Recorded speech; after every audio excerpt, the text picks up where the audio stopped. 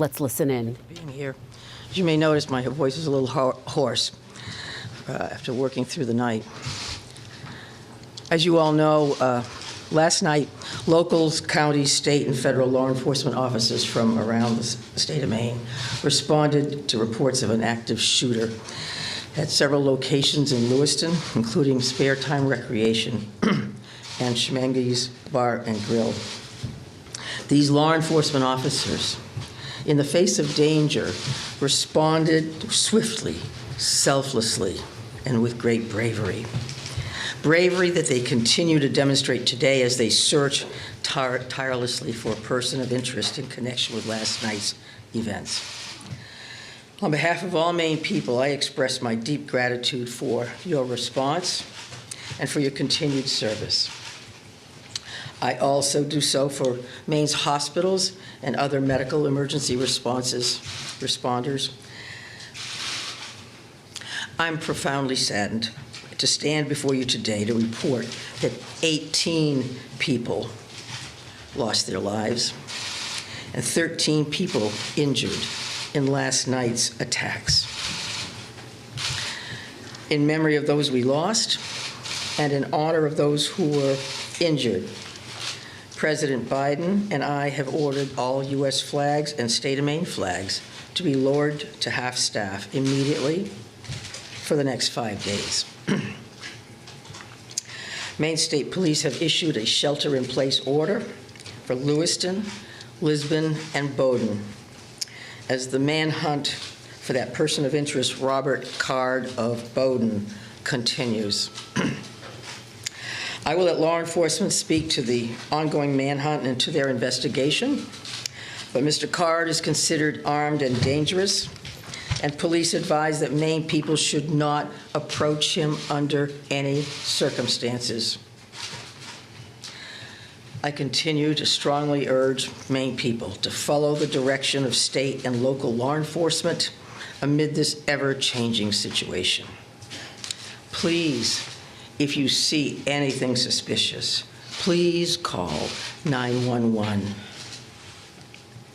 There are still many things we don't yet know about these attacks, but the full weight of my administration is behind law enforcement's efforts to capture the person of interest, Robert Card, to hold whoever is responsible for this atrocity accountable under the full force of state and federal law, and to seek full justice for the victims and their families.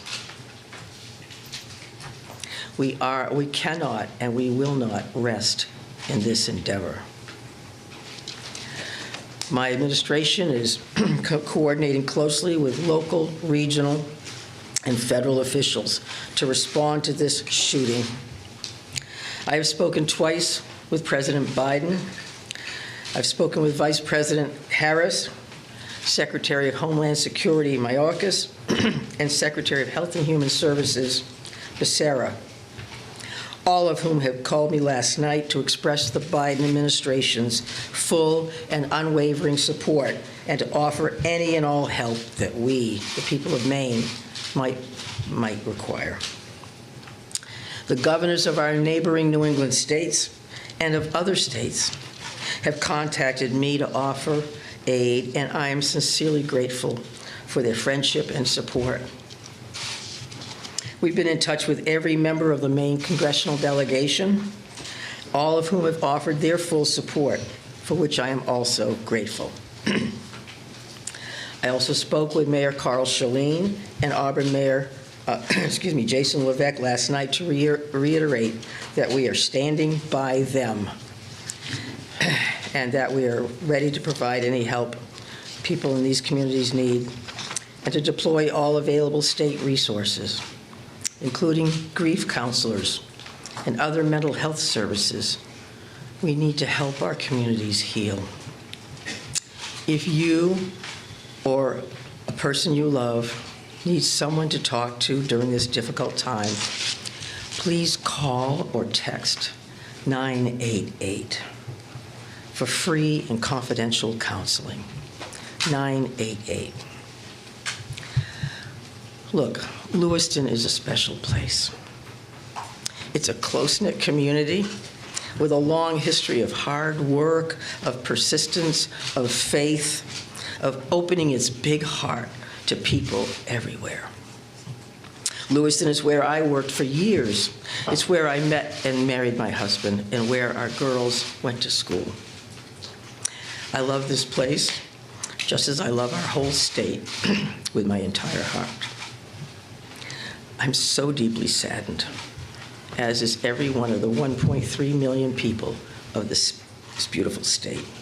This city did not deserve this terrible assault on its citizens, on its peace of mind, on its sense of security. No city does, no state, no people. No words can truly or fully measure the grief of Maine people today. Our small state of just 1.3 million people has long been known as one of the safest states in the nation. This attack strikes at the very heart of who we are and the values we hold dear for this precious place we call home. All Maine people are sharing in the sorrow of the families who lost loved ones last night. Loved ones, normal people who were killed or injured while unwinding from a day of work or while spending time with their family and friends, socializing. So on behalf of the 1.3 million people of the whole state of Maine, I hold these families and this city in my heart today. I know that the people of Lewiston are enduring immeasurable pain. I wish I could take that pain off your hearts, off your shoulders, but I promise you this, we will all help you carry that grief. I ask Maine people to join me in offering our comfort to the families and friends who have lost someone, and in offering our prayers for swift recovery for those who are healing in Maine's hospitals today. This is a dark day for Maine. I know it's hard for us to think about healing when our hearts are broken. But I want every person in Maine to know that we will heal together. We are strong, we are resilient, we are a very caring people. In the days and weeks ahead, we will need to lean on those qualities more than ever before.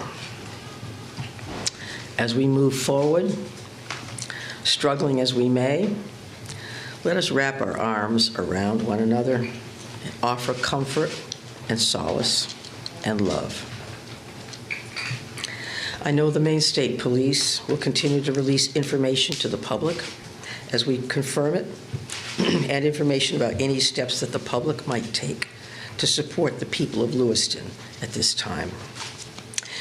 May God bless the people of Lewiston and bless the memories of those we have lost. Thank you. I'm going to turn it over to Commissioner Sasha. Thank you very much, Governor. We certainly appreciate your support. The City of Lewiston does, the state of Maine, and certainly our first responders. We feel that love every day. And thank you very much for that. I would also say that we want to say thank you to really a large number of other elected officials across our state, whether that's the federal delegation, local elected officials, and many others that are part of organizations or law enforcement agencies that truly wanted to join us today at this particular press event and wanted to speak on behalf of their communities. And as the governor had mentioned, and everybody else will reiterate, our reality for today is that this suspect is still at large. And we want to provide community support for the victims, for the families, and the communities across the state. But we also have an incredibly strong laser-like focus on bringing this suspect into custody and ultimately to justice. So because of that mission for this particular event and today's activities, we're keeping the list of speakers and the agenda pretty tight. And that will include next up at the podium would be Chief Dave St. Pierre from the city of Lewiston. and some other members of his command staff are present. What I will say to the city of Lewiston, and you know this because you feel it every day, but you're lucky to have a chief like Chief St. Pierre and his entire law enforcement agency. From every level, those officers put their heart and their soul on the line on behalf of their community last night and into today. And they're doing it for the right reasons. They do it because they care. So the city of Lewiston and truly our co-responder family across the state of Maine is lucky to have Dave and his team in the mix with us. And we're also going to hear from Colonel William Ross from the Maine State Police. And Bill will highlight some of the timeline things that you're probably concerned about and certainly interested in from a story perspective. So the Colonel will come up and speak to that. And we'll also have Jody Cohen. And Jody is the special agent in charge for the FBI out of the Boston field office. And Jody will highlight some of those federal partnerships and some of the things that our federal partners are bringing to the table, bringing to bear to help us with this investigation. We also have a bunch of people here. Once you start naming people, you're going to have a problem because you're going to forget somebody or screw something up. But I would also tell you that a couple of our other federal partners are here. Kevin Neal, who is the U.S. Marshal for the District of Maine. We also have James Ferguson, and Jim is the special agent in charge from the ATF for the Boston Field Division. They are heavily invested with staff along with the FBI, and we can't thank them enough for all that they're doing on behalf of our state. I would also tell you that we are going to close with a brief Q&A, and we're going to try to get some of those questions out there. We appreciate your time, your patience, your professionalism, your partnership at getting this information out. I would think that those questions are going to be brief because, again, we do have a suspect at large, and while you can help us with that, we also need to get back to our teams to push forward on that. So with that in mind, I will be back up to the podium to kind of steer that a little bit. But for starters, I would like Chief St. Pierre to join us. Thank you. Thank you, Director Sawchuk, and welcome media partners, and thank you, Governor Mills, for those kind words. I'm going to keep this short. What I would like the very most is to express our deepest sympathies to the families and friends of the victims of this heinous crime. This is truly a tragedy that goes beyond comprehension. I'm confident in our community, that our community has and will continue to come together throughout this endeavor to bring this to a successful conclusion. Although difficult, I do ask the public to continue to be mindful of their own personal safety and also that they be patient with the process as much as possible. There is extensive work and attention to detail that goes into such a large-scale investigation. I'm confident in the expertise and professionalism of our investigators and all law enforcement officials that are currently involved. This is an all-hands-on-deck approach. We have a great deal of collaboration and resources that have been made available to us. There are far too many to name individually, but I think Director Sawchuk named quite a few appropriately. There are far too many, as I stated, but they are all appreciated more than you know. I want to thank all of our brave men and women of the Lewiston Police Department, Fire Department staff, medical personnel, first responders of any kind that came from far and wide and have come together and continue to work tirelessly in bringing the situation to an end. We hope to locate and hold the person accountable. I think you'll hear next from the state police, who is taking the lead in this investigation. Although that we are working hand in hand with them, I think Colonel Ross will be able to fill you in on a little bit more.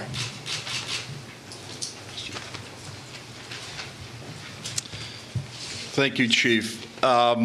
First and foremost, this is an ongoing homicide investigation and search for the person that is responsible for it. We're in the early stages of this investigation, and I just want to let you know we will have updates. We'll be putting some type of a schedule out later on. But again, early stages of a homicide investigation, we want to be careful that we're doing things correctly. We don't want to get ahead of ourselves. I'm going to give you a bit of a timeline here to kind of fill in some of the blanks and give you some of the facts as we know them right now. A lot of this information will then be transferred to the Attorney General's office, as they will be the lead prosecutor, again, in any homicide investigation. Last night, October 25th at approximately 6:56 p.m., the Auburn Communications Center received a 911 call of a male shooting in just-in-time, or the spare time, recreation center in the town of Lewiston, located at 24 Mollison Way in Lewiston. Shortly after that, at about 7:08 p.m., the Communications Center received multiple 911 calls about an active shooter inside of a Schmenge's Billiards at 553 Lincoln Street in the town of Lewiston. A large law enforcement response from multiple surrounding agencies assisted the Lewiston Police Department in trying to identify who this individual was and what was happening. As you can imagine, this was a very fast-paced, fast-moving, very fluid scene, very dangerous scene that these guys and girls were going into. 18 people are now deceased at this time. The victims at the just-in-time establishment, 7 people are deceased there, 1 female and 6 males, all from an apparent gunshot wound. Victims at the Schmegli's Billiards, 8 are deceased. 7 males inside the establishment, 1 male outside of the establishment. Again, also apparent gunshot wounds. Multiple people were transferred to area hospitals, Central Maine Medical Center, St. Mary's, and Maine Medical Center. 3 people that were transferred to those hospitals are deceased, for a total of 18 people deceased at this time. The investigation into the person responsible for this identified a vehicle located at the Przebscott boat landing in Lisbon. That person, through the registration of that vehicle, was identified, it's been stated earlier, as a Robert Card, born in 1983. Several of the deceased have been identified, and their families, next of kin, have been notified. Approximately 8 people at this point have been identified. 10 people, 10 of these victims still need to be identified at this time. Currently, there is an arrest warrant for 8 counts of murder for Mr. Card. And the reason it's 8 counts because 10 people have not yet been identified. As those people are identified, the counts will probably go to the total of 18. He should be considered armed and dangerous. Based on our investigation, we believe this is someone that should not be approached. This is someone that should be, if you come into any contact with this individual or someone that you think looks like this individual, you were to call 911, and I'll provide some tip line numbers at the conclusion of my briefing. The Lewiston Police Department, federal, state, county, and other local municipalities are involved in a coordinated search at this moment for this individual. So there's the ongoing investigation, and there's a search to apprehend this person. Both happen simultaneously. I can't stress this enough. This is an ongoing investigation in the early stages. More information will come out in conjunction with the Attorney General's office as the lead prosecutor. We can't share all of our information right now, and I'm sure you understand that. I'm going to give out 2 numbers that go to a tip line. 911 is also appropriate for this, but if anyone can call these 2 numbers, this would go to the State Police tip line. Area code 207-213-9526, 207-509-9002. And we'll be sending something out later that has that information in it if you weren't able to grab that now. Again, this is a very fluid situation. We have a lot of resources, as Chief St. Pierre had mentioned earlier, that are on the ground in a coordinated effort to apprehend this individual. We've notified the Department of Education, and they have determined what they're going to do with the schools. A lot of schools, area schools, were shut down today based on our conversation with them. Again, as more information comes in, we'll be providing it to you. Thank you for your time. This is a very difficult time for, I think, the community of Lewiston, difficult time for obviously the victims' families. and it's a tough time for law enforcement. It was a rough night last night, but we're committed to bringing whoever's responsible this to justice. And again, we are currently looking for Mr. Card right now, someone that we'd like to apprehend. Thank you. Thank you, Colonel. And FBI Special Agent in Charge, Cohen, if you could join me, please.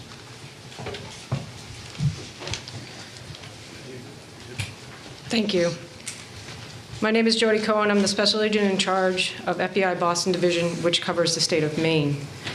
Our hearts go out to everyone who is impacted as a result of this senseless violence. The FBI is working hand in hand with our law enforcement partners. Our evidence response team is here processing these very extensive scenes. We are providing investigative and tactical support, as well as our victim specialists are working with those affected by this tragedy. As this very active investigation continues to unfold, we're asking the public to stay vigilant and come forward with any information that you might have that you feel is helpful to our investigators. My pledge is that the FBI will carry out this investigative case with rigor. We will work day and night alongside our law enforcement partners to get the answers to the questions this community deserves. We thank the public for your continued cooperation and patience as we continue to work this very active investigation. Thank you.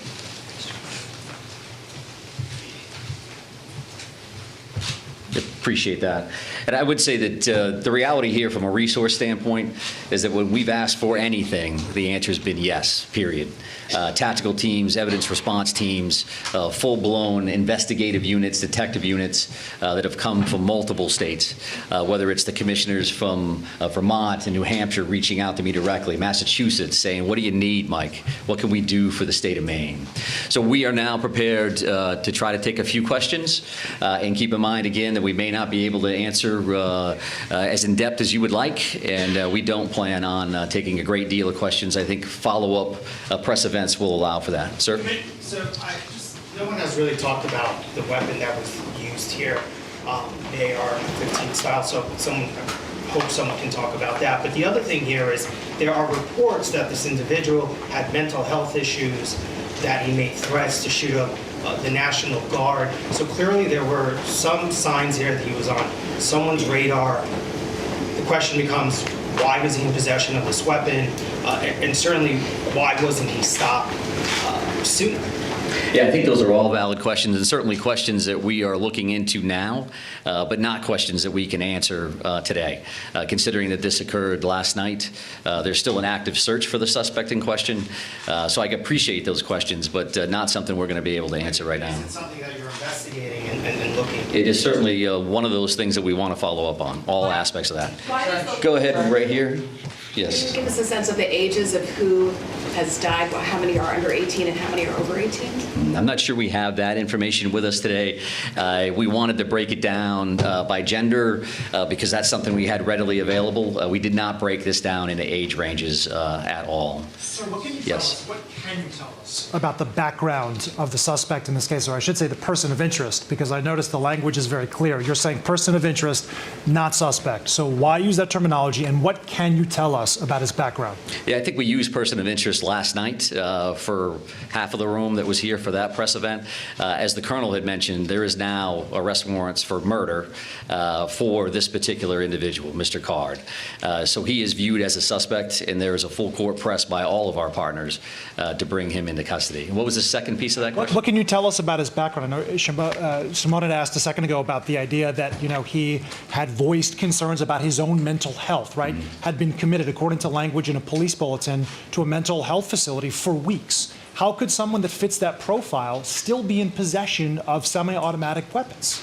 Well, I do think that the statutes around firearms and the possession of those are pretty complex. I know that we will be reviewing that information as we move forward, but that's not an answer that we're prepared to give today, because that leads to motive. You're talking about behavioral health issues and how that impacts this situation. I would expect you'll hear back from us on that in the future. Right here, sir. Yeah, I've got a question about, we've seen helicopters as far north as Monmouth. Can you tell us anything about what's what's leading you, that far north of the scene where you found the car? Yeah, sure. So we have law enforcement assets that are deployed over a number of communities doing follow-ups on a number of different things. So as you can imagine, there's a great deal of search warrants that we're following up on. We do have partners, that helicopters from the New Hampshire State Police. That copter was here last night to assist us as well. So whether we have tactical elements out or we're searching an area, some of those air assets would be very, very valuable for us. So that's what they're doing. That's leading you there?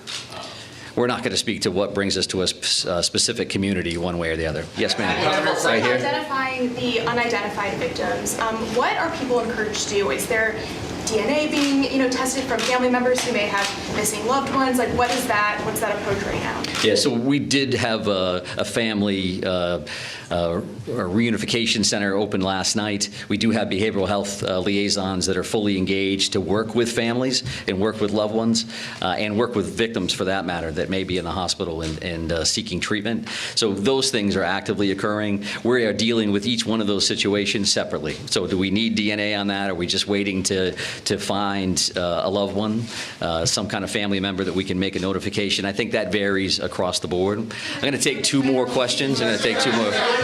Right here. Yes, was there some sort of triggering event? Is that something that you're investigating? I think we're always concerned around motive. That you say triggering event, that's a motive for us. Again, that's not something we're prepared to discuss today, but I do appreciate the question. It's clearly something that's important. One additional follow-up from you. Can you help us understand why these locations, why this bar, why this bowling alley? Was he looking for someone? Was he looking for something? I think that does speak to motive, so I appreciate the follow-up, but not something we're going to be prepared to answer today. I'm going to have one more question. Right here, sir. Right here. Can you say, is Card, first off, to clarify, were the arrest warrants issued today? And can you say if Card is still in the state or even still alive? Well, we're actively searching for him. If I knew the answers to those questions, and this would be a different press conference, I would assume. So we don't know his location, and I'll leave it at that. And we are working with the Attorney General's office reference to those murder homicides. So with that in mind, we're done taking questions for now. So we are going to actually take off at this point. Thank you very much for being here. I appreciate that. Thank you, everybody. Have there been any credible sightings? We've not really gotten any. You have been listening to law enforcement officials in Maine and the governor of Maine give the very latest on the mass shooting there. The governor, Janet Mills, saying, quote, "I am profoundly saddened to report that 18 people lost their lives. 13 people have been injured, according to the governor. The governor saying she has spoken with President Biden twice. They have now lowered flags to half staff across the country. She's also spoken to the vice president. The governor saying we cannot and will not rest until justice is served, saying that these attacks have struck at the very heart of, quote, who we are in Lewiston. We also heard from Colonel William Ross of the Maine State Police announcing a detailed timeline of how these horrific events unfolded, starting at 6:56 p.m. last night at Spare Time Recreation Center, and then another mass shooting at a bar nearby. Now saying that they are looking for a suspect, Robert Card. An arrest warrant is out for him for 8 counts of murder. He is considered armed and extremely dangerous, a 40-year-old who does have a background with mental health troubles. I do want to go to NBC's Emily Ikeda in Lewiston at the bowling alley where one of those shootings took place. Emily, what were your takeaways from listening to that press conference? Hi there, Kristen. Well, just to underscore the point of the massive loss of life in this horrific tragedy, 18 people were killed in this shooting spree, another 13 injured, according to officials at that news conference. And the shooting spree, we're getting a better idea of the timeline around how this happened. It started at the bowling alley just down the road there beyond me. We've heard from witnesses who described the chaos and confusion shortly before 7 p.m. last night when shots were ringing out. One witness described hiding behind bowling pins, trying to take cover. We know that 7 people were killed at this bowling alley, 1 female, 6 males. Shortly later, 911 calls started pouring in from several miles from here at a bar. Authorities revealing 8 people were killed there, 7 males inside, 1 male outside, and people were also transferred to hospitals, 3 people dying in nearby hospitals. One of the things that stood out to me, Kristen, is how they intensified their language when it came to talking about 40-year-old Robert Card. He is now being referred to as a suspect wanted for murder. They've only been able to identify 8 of the victims so far. They're still working to notify next of kin for a lot of those families. Still so many people on the ground here left with unanswered questions. We know it's been a painstaking wait for families who have been nearby at a reunification center hoping for good news from their loved ones. They emphasize that Robert Card should be considered armed and dangerous, and that's why we have seen the shelter-in-place orders expand beyond here in Lewiston, but also to other nearby towns, including where Card is believed to be from, several miles away. But going up and down here, I'll tell you, the streets have been pretty quiet. Seems like people are heeding those warnings. Businesses have been closed. Gas stations have been closed as this manhunt with hundreds of officers at all levels on the ground continue to ramp up this manhunt, trying to track down this suspected killer. One of the things that the governor had described this shooting spree as is an assault on Maine's peace of mind. Maine is one of the safest states in this entire nation. Just for reference, last year there were 29 homicides across the entire state for the entire year. And just last night, Kristen, we're learning 18 people were killed in a single night. It is a horrifying context, Emily. You could hear the emotion in the governor's voice. She noted she's losing her voice because she has been working the phones, working on trying to find this suspect who is believed to be armed and extremely dangerous. I do want to go now to NBC News investigative correspondent Tom Winter. Tom, let's talk about Robert Card, what we know and what we don't know. Law enforcement officials very hesitant to get into any of the details of his background, but based on our reporting, he's a trained firearms instructor. He was committed to a mental health facility for 2 weeks during the summer of 2023. During that time, there was information that he recently stated he was hearing voices, that he'd made threats to shoot the National Guard base in Saco, Maine. And of course, you just heard there, he is now a suspect, an arrest warrant out for 8 counts of murder, again, because 10 people have not been identified. Tom, what are your key takeaways right now? Well, I'll touch on the fact that 10 people haven't been identified. I'm sure some folks have some questions about it, and it's the very ugly truth of an AR-style rifle fired with a .223 caliber round, and that the damage it does to a person can sometimes make identifications difficult. I won't go into further detail, nor do I think I need to. As far as this individual, Robert Card, you're looking at him on screen. You can see the way that he's holding his gun.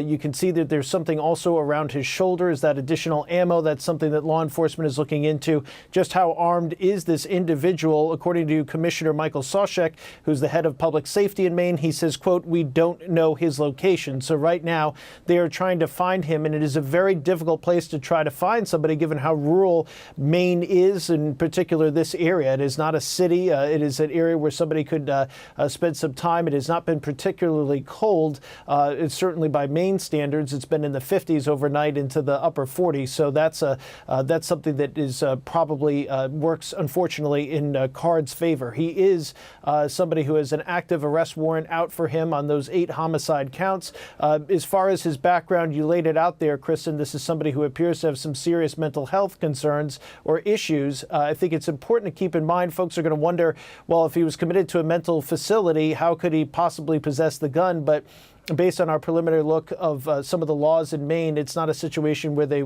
would have been lawfully able to get the gun from them. But as you heard Maine officials say, they're going to continue to look into this to try to figure out a specific timeline about his past, what was specifically said, were there any tripwires that should have been hit that would have made sure that this person did not possess a gun that could have done the damage that it did. But at this point, it appears that he did not run afoul of the law. But again, we continue to report on that. Something that was not said at the press conference conference, Kristen, that I think is important when we take a step back here for a moment and look at the totality of where we are in the world, given the tensions in the Middle East, given the racial tensions that sometimes occur as a result of the situation at the border because of the Middle East.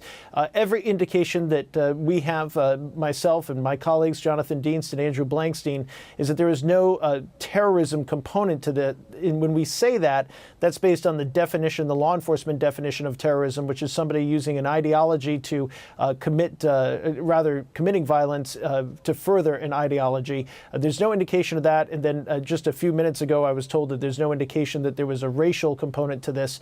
Most of the victims are white as well, and this individual is identified as white. So that's what we know about his background in the state of play and the investigation, which is very much unfolding, Kristen.